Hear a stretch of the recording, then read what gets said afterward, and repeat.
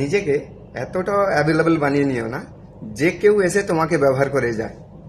সবসময় যেন একটা কথা মনে রাখবে, যে কোনো ব্র্যান্ডেড কোম্পানি যখন সেল শুরু করে ওটা কিন্তু সীমিত সময়ের জন্য সেল দেয়, ওটা কিন্তু অনেকটা টাইমের জন্য সেল দেয় না।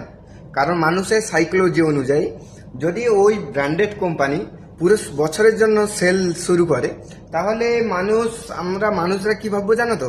আমরা এটাই ভাববো যে মনে হচ্ছে কোম্পানির সেল হচ্ছে না জামা কাপড়, কোম্পানি সেল যাতে বাড়ে তার জন্য সারা বছরই ডিসকাউন্টে জিনিস দিচ্ছে বা সেল করছে। এটাই হচ্ছে আমাদের মানুষের সাইকোলজি। সেম আমাদের সঙ্গে ওটাই ঘটে।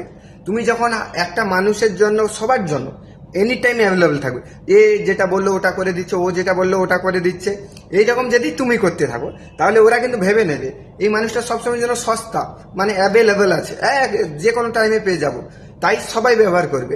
তাই সবাইকে বলি, বন্ধু বান্ধব রিশতেদার যায়, যে কেউ আত্মীয় স্বজন সবার জন্য, সবাইকে জন্য সীমিত সময়ের জন্য অ্যাভেলেবেল থাকো।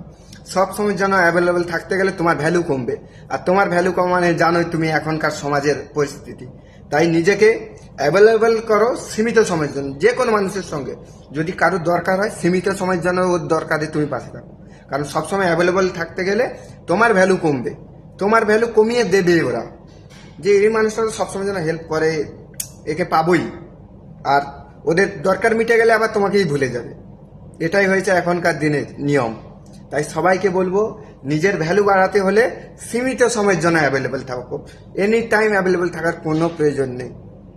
আমি যেটা মনে করি। বাট এবার তোমরা কি মনে করো? তোমাদের জন্য আমার কমেন্ট বক্স খালি আছে, কমেন্ট বক্সে যোগাযোগ করতে পারো বা কমেন্ট বক্সে কিছু লিখতে পারো। আমার কথার সঙ্গে সহমত হলে প্লিজ একটা কমেন্ট, লাইক, শেয়ার করে যেও।